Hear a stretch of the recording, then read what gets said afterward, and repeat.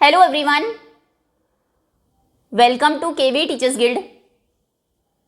सो बच्चों, ये है last part 7th class maths के सेकंड चैप्टर अरिथमेटिक एक्सप्रेशंस का, और हम थे पेज नंबर 47 पर, जहां फिगर इट आउट में पहला क्वेश्चन है, read the situations given below. नीचे आपको कुछ सिचुएशंस गिवन है, उन्हें रीड करिए, then write appropriate expressions for each of them. उनमें से हर किसी के लिए आपको सही एक्सप्रेशंस लिखने हैं and find there values.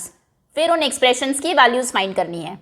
Okay, तो फर्स्ट सिचुएशन है, the district market in Begur operates on all 7 days of a week. Begur की जो डिस्ट्रिक्ट मार्केट है वो हफ्ते के 7 दिन ऑपरेट करती है, 7 दिन लगती है। Rahim supplies 9 kg of mangoes each day from his orchard. Rahim अपने ऑर्चर्ड से, अपने बगीचे से वहाँ पर 9 kg मैंगोज को सप्लाई करता है मार्केट में, और शाम सप्लाई करता है 11 kg of mangoes each day from his orchard to this market. वो 11 kg मैंगोज भेजता है। Find the amount of mangoes supplied by them in a week to the local district market. अब एक वीक में कितने mangoes वो दोनों supply करते हैं लोकल डिस्ट्रिक्ट मार्केट में, वो आपको बताना है। तो पहले हम फाइंड करेंगे 1 डे में दोनों कितने सप्लाई करते हैं। इसे विद स्टेटमेंट लिखेंगे। Answer number 1 part A. So mangoes supplied by Rahim in 1 day. एक दिन में मैंगोज जो रहीम सप्लाई करता है वो है 9 kg। So mangoes supplied by Rahim in 1 day, it is equal to 9 kg। 9 kg के इक्वल है। Then mangoes supplied by Sham in 1 day. शाम एक दिन में कितने मैंगोज सप्लाई करता है, इक्वल टू 11 kg। अब दोनों मिलकर एक दिन में कितने मैंगोज सप्लाई करेंगे, total mangoes supplied by Rahim and शाम in 1 day, total mangoes supplied by both in 1 day, एक दिन में। तो 9 kg के रहीम ने, 11 kg के शाम ने, दोनों ने मिलकर कितने किए, 9 + 11 यानी कि 20 kg। 20 kg 1 डे में, एक दिन में किए तो 7 days यानी कि एक वीक में कितना करेंगे, क्योंकि जो मार्केट है वो 7 दिन ऑपरेट करती है। तो first day 20 kg, next day 20 kg, ऐसे 20 वो करते जाएंगे 7 days तक। तो 20 को 7 टाइम्स ऐड कर लीजिए या फिर उसे 7 से मल्टीप्लाई कर लीजिए। तो हम लिखेंगे total mangoes supplied by them, by both या बाय देम, इन 1 वीक। एक वीक में कितने मैंगोज सप्लाई करेंगे दोनों। 1 डे में 20 करते हैं तो 1 वीक में 20 × 7, क्योंकि 1 वीक में 7 days होते हैं। Now 7 2s are 14, 140 kg। Okay, so 140 kg mangoes will be supplied by them in a week. ये आपका फाइनल आंसर हो जाएगा। Answer okay. Next is Binu earns 20,000 per month. Binu 20,000 rupees earn करती है हर महीने। She spends 5,000 on rent. 5,000 वो rent पर, किराए पर खर्च करती है। 5,000 ऑन फूड, 5,000 खाने पर खर्च करती है। 2,000 on other expenses every month. हर महीने 20,000 कमाए, 5,000 रेंट में दे दिए, 5,000 फूड में, 5,000 बाकी expenses. What is the amount Binu will save bye the end of a year. एक साल के एंड में बीनू कितना सेव कर लेगी। तो पहले हम 1 मंथ में वो कितना सेव करती है वो फाइंड करेंगे। पहले उसके टोटल खर्च निकालेंगे, टोटल एक्सपेंसेस कितने हैं। पहले अमाउंट अर्न लिखते हैं, amount earned bye Binu. Binu जो अमाउंट अर्न करती है वो इक्वल है 20,000 रुपीज़ के, रुपीज़ 20,000। ना amount spent by Binu, spent by Binu कितना वो खर्च करती है 1 मंथ में, इन 1 मंथ। ये हम 1 मंथ का फाइंड कर रहे हैं। पहले उसने 5,000 रेंट पर खर्च किए, 5,000 फूड पर और 2,000 अदर एक्सपेंसेस में। सो 5,000 + 5,000 + 2,000, तो टोटल खर्च कितना हो गया, 5 + 5 10 + 2 12, 12,000 वो स्पेंड करती है। अब हम देखते हैं सेव कितना करती है। Amount saved by Binu in 1 month, 1 month में बीनू सेव कितना करती है, 20,000 अर्न किए उसने और 12,000 स्पेंड कर दिए, खर्च कर दिए, तो कितने बचे उसके पास अभी, 20,000 - 12,000 यानी कि 8,000 रुपीज़। ये 1 मंथ में जो सेव किया वो हमने फाइंड किया है। हमें फाइंड करना था 1 ईयर के एंड पर। अब 1 ईयर में कितने मंथ्स होते हैं, 12 मंथ्स। फर्स्ट मंथ में उसने 8,000 किया, मान लीजिए जनवरी में, फिर नेक्स्ट मंथ में 8,000, फिर नेक्स्ट मंथ में 8,000, ऐसे वो 12 मंथ्स तक करती जाएगी। तो आप 8,000 को 12 टाइम्स ऐड कर लीजिए या फिर 12 से मल्टीप्लाई कर लीजिए। हम मल्टीप्लाई ही करेंगे, तो हम लिखेंगे amount saved by Binu in 1 year. Binu जो अमाउंट सेव करती है 1 ईयर में वो इक्वल हो जाएगा 1 मंथ में जितना सेव किया इंटू 12, 8,000 इंटू 12, और 12 8s are 96, तो ये होगा 96 और बाद में 3 zeros 1 2 3 1 2 3, यानी कि 96,000 रुपीज़ वो सेव करेगी। ये आपका आंसर है। Binu will save 96,000 by the end of a year. Next is during the day time, दिन के टाइम पर a snail climbs 3 centimetre up to a post. एक पोस्ट है, ऐसे एक स्नेल है जो 3 सेंटीमीटर दिन में ऊपर जाती है, क्लाइम करती है, चढ़ती है उसके ऊपर। And during the night while asleep, और रात में जब वो सोती है, accidentally slips down by 2 centimetre, 2 centimetre वो फिर से नीचे आ जाती है, यानी कि हर दिन एक तरह से 1 सेंटीमीटर ही ऊपर जाती है।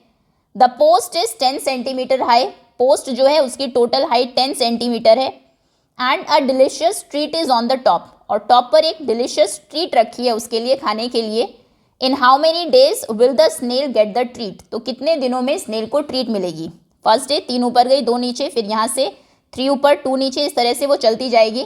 कितने दिनों में ऊपर पहुँच जाएगी वो आपको बताना है। तो पहले पोस्ट की हाइट लिखते हैं, ये होगा answer number C. Height of the post, post की हाइट है 10 सेंटीमीटर। ओके, दिन में 3 सेंटीमीटर ऊपर गई, रात में 2 सेंटीमीटर नीचे आ गई स्लिप होकर। तो नेट टोटल कितना वो क्लाइम करेगी इन 1 डे। नेट क्लाइम या total climb in 1 day equal to 3 ऊपर जाना फिर 2 नीचे आना, यानी कि -2, 3 - 2 1 सेंटीमीटर वो एक दिन में कवर करती है। अब 1 डे 1 सेंटीमीटर, सेकेंड डे में 2 सेंटीमीटर कवर करेगी, 3 फिर 4, हमें 10 तक जाना है। लेकिन इसमें एक ट्रिक है, आप ये नहीं कहेंगे कि 10 डेज में वो 10 सेंटीमीटर जाएगी। अगर ये पूरा 10 है, 1 सेंटीमीटर 2 3 4 5 6 यहाँ तक पहुँच गई वो 6 सेंटीमीटर। इसके बाद ध्यान से देखेंगे 7th डे में वो 3 सेंटीमीटर ऊपर जाएगी, 2 फिर से नीचे आ जाएगी, यानी कि 7वें दिन 7 तक पहुँची। अब अगले दिन 8वें दिन क्या करेगी, वो मॉर्निंग में 3 सेंटीमीटर ऊपर जाएगी, क्योंकि 7 + 3 10 होते हैं। यहाँ पर जो खाना रखा है सुबह सुबह ही उसको खा लेगी, क्योंकि नीचे तो वो रात में आती है। ओके, तो यानी कि 8th की मॉर्निंग को वो टॉप पर पहुँच जाएगी। तो आंसर आप लिखेंगे आगे।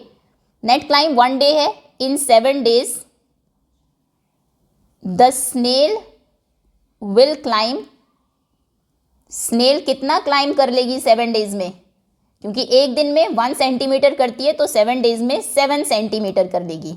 1 × 7 यानी कि 7 centimetre. Now on the 8th day, अब 8th डे में देखिए क्या होगा। द स्नेल विल क्लाइम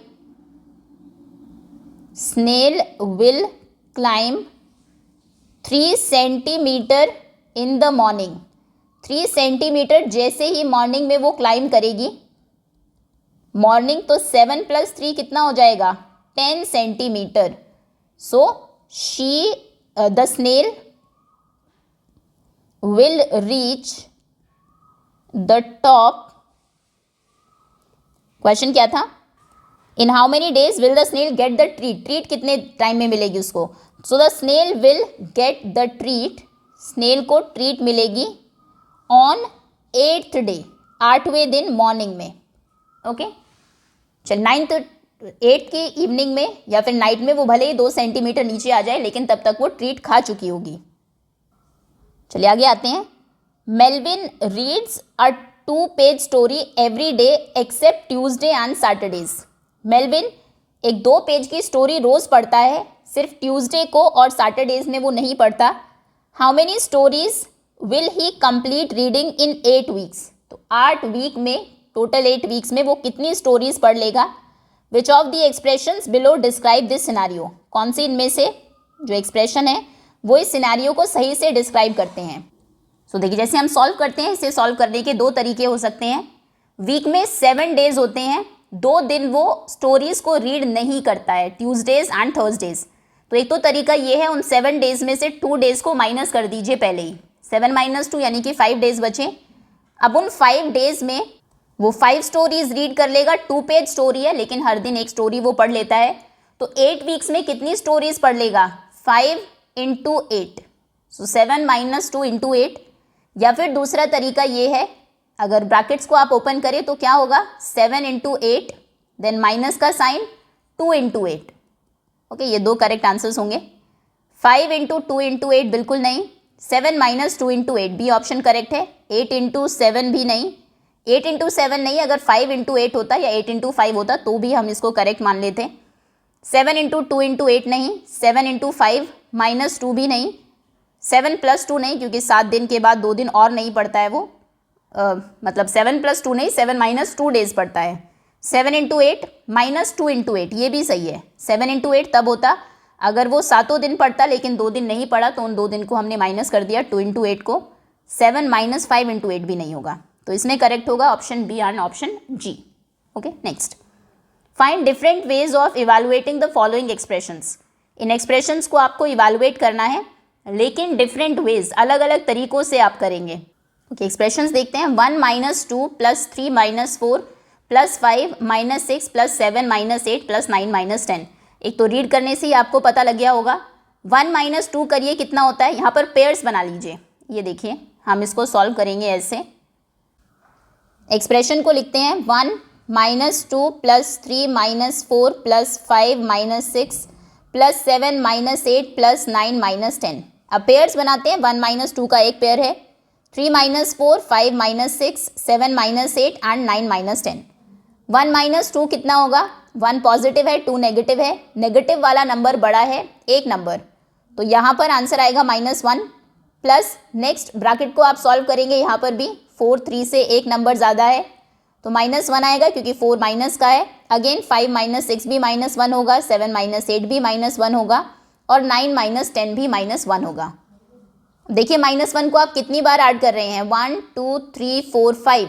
तो 5 टाइम्स -1 को ऐड करने से बेटर है आप 5 टाइम्स -1 कर लीजिए, जो कि -5 हो जाएगा। या फिर -1 कितने होंगे? दोनों माइनस के हैं, फ्रेंड्स हैं, तो ऐड हो जाएंगे। -1 थे, -1 और आ गए, -2 हो गए, एक और -1 आ गया, -3 हो गए, -4 एंड -5। तो इसका आंसर है -5। ये फर्स्ट वे है, पहला तरीका है। नाउ सेकेंड वे, दूसरा क्या तरीका है इस क्वेश्चन को सॉल्व करने का? अभी हमने पेयर्स बनाए थे, अब हम इनकी ग्रुपिंग करते हैं। नंबर्स वही है, एक्सप्रेशन वही है, 1 - 2 + 3 - 4 + 5 - 6 + 7 - 8 + 9 - 10। ग्रुपिंग कैसे करेंगे? जो पॉजिटिव नंबर्स हैं उनको एक तरफ रखेंगे, माइनस वाले नंबर्स को बाद में। पॉजिटिव नंबर्स हैं 1 3 5 7 9, तो हमने लिखा 1 + 3 + 5, ये 5, देन +7 एंड +9। अब जो माइनस वाले नंबर्स हैं उनको बाद में लिखते हैं।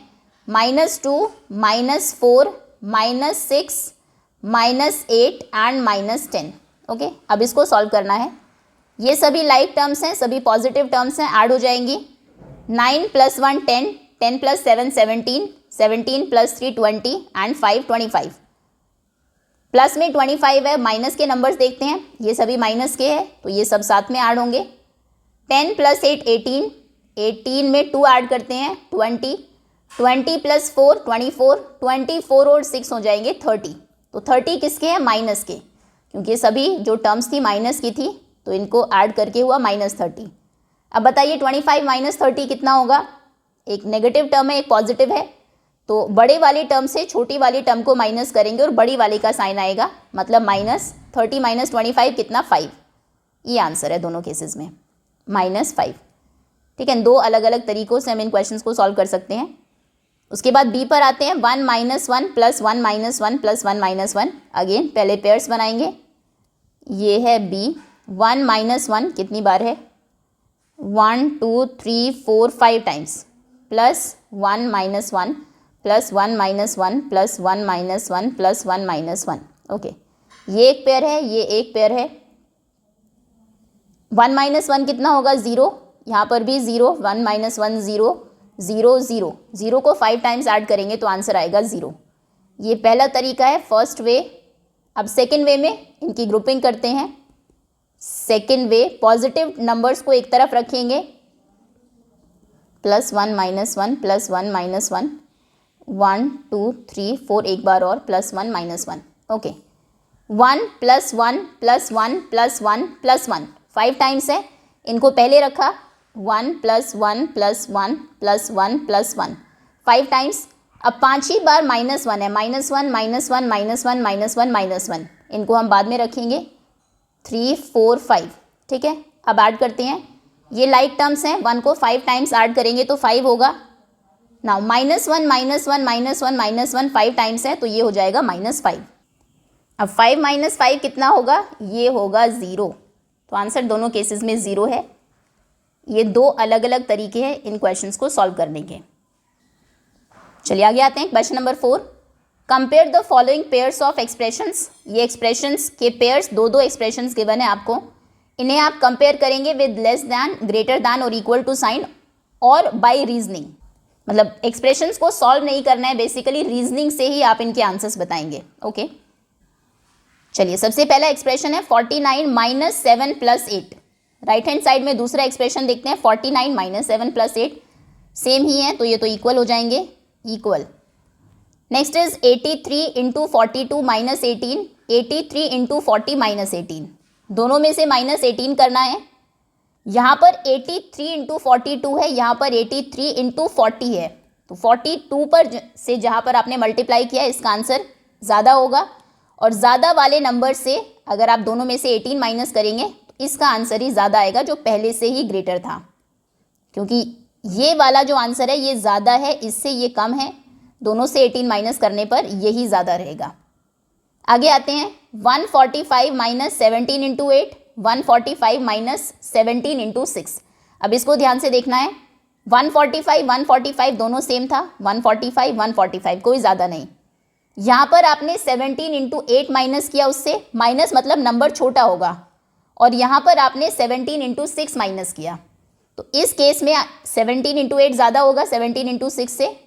तो 17 × 8 यानी कि बड़ा नंबर जब आप माइनस करेंगे तो आंसर छोटा हो जाएगा। आप मुझे बताइए 17 - 7 ज़्यादा होगा या 17 - 10? ऐसा नहीं सोचना कि यहाँ पर 10 है तो ये नंबर बड़ा है, वो 10 माइनस हो रहा है यहाँ पर। ओके, तो 17 - 7 आप देखेंगे 10 होगा, -10 करेंगे तो 7 होगा, ये आंसर बड़ा होगा। इक्वल नंबर से जब आप बड़ा नंबर माइनस करते हैं तो उसका आंसर छोटा हो जाता है। तो यानी कि यहाँ पर ये आंसर छोटा है, ये बड़ा होगा।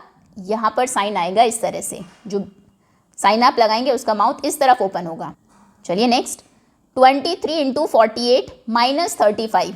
यहाँ पर है 23 × 48 - 35। थोड़ा सा ब्रैकेट हटा लेते हैं, ब्रैकेट हटते ये हो जाएगा 23 × 48 - 23 × 35, यही होगा। ये 23 दोनों से मल्टीप्लाई होगा, बीच में माइनस का साइन एज इट इज। अब देखिए, अब इधर से कंपेयर करिए, 23 × 48, ठीक है, यहाँ पर भी 23 × 48 सेम है, बिल्कुल कोई बड़ा छोटा नहीं है, दोनों इक्वल है।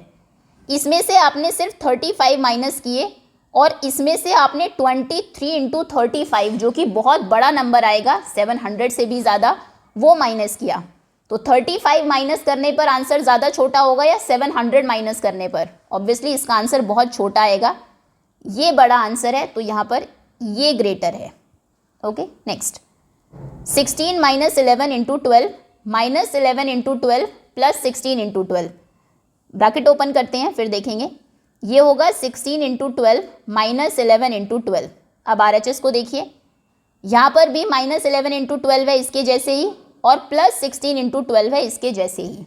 दोनों एक्सप्रेशंस बिल्कुल सेम है, बस जो टर्म्स हैं उसमें से आपने एक टर्म को आगे लिख दिया है, इसको 16 + 12 यहाँ पर आगे है, 11 इंटू 12 पीछे है। और ये हमने फर्स्ट पार्ट में देखा था कि टर्म्स को आप टर्म 1 + 2 करिए या 2 + 1 करिए, बात सेम ही होती है। आप 2 + 5 करिए या फिर 5 + 2 करिए। ओके, तो यहाँ पर सेम टर्म्स हैं, आप पहले कोई भी टर्म लिखिए, आंसर सेम ही रहेगा, तो ये दोनों इक्वल होंगे। उसके बाद आते हैं 76 - 53 इंटू 88। यहाँ पर है 88 इंटू 53 - 76। क्या इसमें हमें ब्रैकेट ओपन करने की ज़रूरत है? नहीं है, बेसिकली दोनों में ही ब्रैकेट है, दोनों नंबर्स 88 से मल्टीप्लाई होंगे। ठीक है, यहाँ तक तो इक्वल है। अब देखते हैं जो ब्रैकेट में नंबर है उनमें से किसका आंसर बड़ा आएगा। 88 जितने बड़े नंबर से मल्टीप्लाई होगा उतना ही ज़्यादा उसका आंसर होगा। 88 इंटू 5, 88 इंटू 3, तो 88 इंटू 5 ही बड़ा होगा ना। अब बस आपको ब्रैकेट के नंबर्स देखना है, उसमें किसका आंसर ज़्यादा आएगा, 76 - 53 या फिर 53 - 76। ये आंसर ग्रेटर है, 76 बड़ा है 53 से। यहाँ पर तो 53 से आपको 76 माइनस करना है, तो माइनस का आंसर आएगा। और माइनस का नंबर अगर मैं कहूँ -100 और दूसरी तरफ है सिर्फ 1, तो 1 बड़ा होता है -100 से। नंबर जितना माइनस में जाता जाएगा उसकी वैल्यू उतनी ही कम होती जाएगी। ठीक है, तो ये आंसर माइनस में है, इसलिए बहुत छोटा है, यहाँ पर ये नंबर बड़ा है। नेक्स्ट 25 इंटू 42 + 16 या फिर 25 इंटू 43 + 15। चलिए देखते हैं, दोनों 25 से मल्टीप्लाई हो रहे हैं, ये तो सेम है।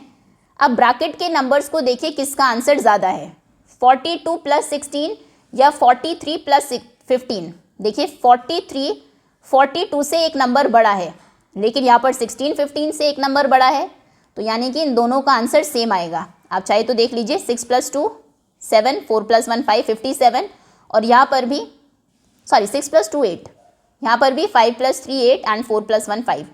ओके, तो दोनों में 25 इंटू 58 ही करना है आपको, ये ध्यान रखना है। 42 + 16 करिए या फिर इसे एक बढ़ा के इसे एक कम कर दीजिए, एक ही बात है, तो यानी कि ये इक्वल है। आगे 36 इंटू 28 - 16, 35 इंटू 27 - 15। बाहर तो नंबर्स डिफरेंट है, 36 है, यहाँ पर 35 है। अभी देखने से तो हमें ये बड़ा लगता है, लेकिन ब्रैकेट को और देख लेते हैं। 28 - 16, 27 - 15। आपने इसमें से भी एक नंबर कम कर दिया, इसमें से भी एक कम कर दिया, तो आंसर दोनों के सेम होंगे। अभी हम माइनस की बात कर रहे हैं। अगर मैं कहूँ 4, चलिए बड़ा नंबर लेते हैं, 10 - 3, या फिर मैं 10 में से एक कम करके 9 और 3 से एक कम करके 2 कर दूं, तो दोनों के आंसर सेम होंगे, ये भी 7 होगा, ये भी 7 होगा। ओके, तो 28 - 16 और 27 - 15 सेम है, सेम नंबर्स हैं ब्रैकेट में। बाहर ये 35 से मल्टीप्लाई हुआ, ये 36 से, क्योंकि ये बड़े नंबर से मल्टीप्लाई हुआ है, इसीलिए ये नंबर बड़ा होगा, तो साइन ये आएगा। ओके, नेक्स्ट, ये इतना ही है। आगे आते हैं, identify which of the following expressions are equal to the given expression without computation.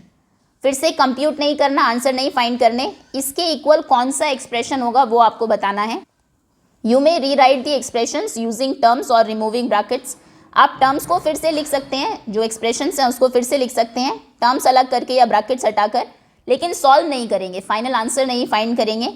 There can be more than one expression which is equal to the given expression. Answer एक से ज़्यादा भी हो सकते हैं। ओके, फाइंड आउट करते हैं। 83 - 37 - 12। अब पहला ये अगर ऑप्शन आप देखें, 83 का 84 हो गया, एक नंबर बढ़ा दिया, जिसको माइनस करना है उसमें भी एक नंबर बढ़ा दिया, 12 एज इट इज़ है, तो इन दोनों के आंसर सेम होंगे। देखिए अगर मैं कहूँ 7 - 4, या फिर 7 में मैं एक नंबर बढ़ा दूँ, 4 में भी एक नंबर बढ़ा दूँ, तो भी आंसर सेम ही होंगे। 7 - 4 भी 3 होता है, 8 - 5 भी 3 होता है। या फिर अगर आप ऐसे देखें, 10 - 5 होते हैं 5, 10 में भी एक नंबर बढ़ा दें और 5 में भी 11 - 6 भी 5 ही होंगे। ओके, तो 83 - 37 और 84 - 38 एक ही बात है, फिर दोनों में से -12 करना है। जो भी आंसर आए, आंसर हमें नहीं ढूंढना, हमें सिर्फ सेम एक्सप्रेशन देखने हैं, तो यानी कि ये इसके इक्वल एक्सप्रेशन है। लेकिन उसने कहा एक से ज़्यादा आंसर भी हो सकते हैं, बाकी आंसर्स भी देख लेते हैं। 84 - 37 + 12, ब्रैकेट ओपन करके लिखें, ये हो जाएगा 84 माइनस 37 माइनस 12, क्योंकि ब्रैकेट के बाहर माइनस है तो दोनों के साइन बदल जाएंगे। अब क्वेश्चन देखते हैं, माइनस 37 माइनस 12 सेम है, लेकिन यहाँ पर आप 83 से सब्ट्रैक्ट कर रहे हैं, यहाँ पर 84 से, तो इसका आंसर इस वाले से एक बड़ा होगा, क्योंकि जिससे आप माइनस कर रहे हैं वो एक बड़ा नंबर है। 84 83 से 1 ग्रेटर है, सेम नहीं होंगे। उसके बाद है 83 से आपने माइनस किया 38 और 13। अब आपने क्या किया, 83 को तो 83 रखा, 37 को एक बढ़ा दिया और 12 को भी एक बढ़ा दिया, सेम आंसर नहीं होंगे, ये भी डिफरेंट होंगे। लास्ट ऑप्शन देख लेते हैं, माइनस 37, ठीक है, क्वेश्चन में भी माइनस 37 था, प्लस 83, यहाँ पर भी प्लस 83 था, माइनस 12, वहाँ पर भी माइनस 12 था। तीनों टर्म्स बिल्कुल सेम है, सिर्फ टर्म्स आगे पीछे हो गई है, जो कि हो सकता है एडिशन में टर्म्स को आप आगे पीछे करके भी ऐड कर सकते हैं, तो ये भी सेम है। इसमें फर्स्ट और फोर्थ दोनों आंसर्स करेक्ट है। कई बार हम इसमें सिर्फ फोर्थ ही ऑप्शन को करेक्ट लगाते हैं, हमें लगता है सिर्फ टर्म्स ही देखनी है कि 83 ये तो जनरली आप देखकर पहचान लेंगे, लेकिन फर्स्ट ऑप्शन भी करेक्ट है। हो सकता है एग्जाम में यही 3 ऑप्शन आए, फिर आपको लगे कि कोई भी सही नहीं है और टर्म्स देख के आप सेकंड या थर्ड में से कोई चूज़ कर ले। ज़रूरी नहीं है कि टर्म्स सेम हो, वैल्यू सेम होनी चाहिए। अगर आपको एक ये भी दे देते हैं यहाँ पर 82 माइनस 36 माइनस 12, तो भी आंसर सेम होता। आपने क्या किया, 83 को एक कम किया, 37 को भी एक कम कर दिया, तो भी आंसर सेम रहेगा माइनस 12, या फिर 37 को वो 37 रहने देते, इसे कम कर देते, तो भी आंसर सेम रहता। ओके, चलिए आगे आते हैं। Next 93 into 37 into 93 plus 37 into 44 plus 76, ठीक है। फर्स्ट है, ये एक टर्म है, 37 को 44 से मल्टीप्लाई किया है, 76 और 93 दो अलग टर्म्स हैं। 37 प्लस 93 इंटू 44 गलत हो जाएगा, बिल्कुल ही डिफरेंट आंसर आएगा, टोटली कोई सेंस ही नहीं बनता। अगर आपको कहा जाए 2 प्लस 3 इंटू 4, तो आप ये नहीं कह सकते 2 इंटू 3 प्लस 4 या फिर 2 इंटू 4 प्लस 3, इनसे आंसर सेम नहीं होता है। उसके बाद है 93, ठीक है, 93 प्लस 37 इंटू 76 भी बिल्कुल गलत है, 37 इंटू 44 ही होना चाहिए, या फिर 93 प्लस 37 एंड इंटू 44, ये भी गलत है। बेसिकली 93 और 76 ऐड होने चाहिए इनके मल्टीप्लिकेशन में, ना कि आप ऐसे ब्रैकेट लगा के उनको मल्टीप्लाई कर देंगे।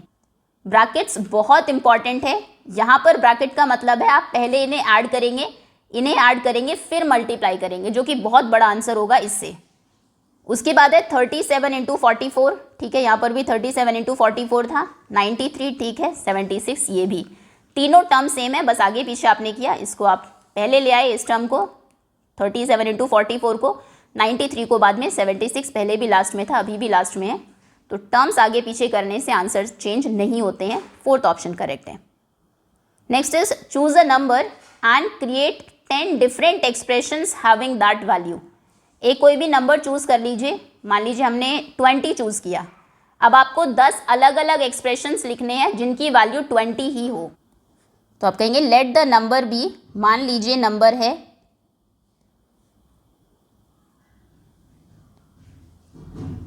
Answer, let the number be 20, मान लीजिए नंबर है 20।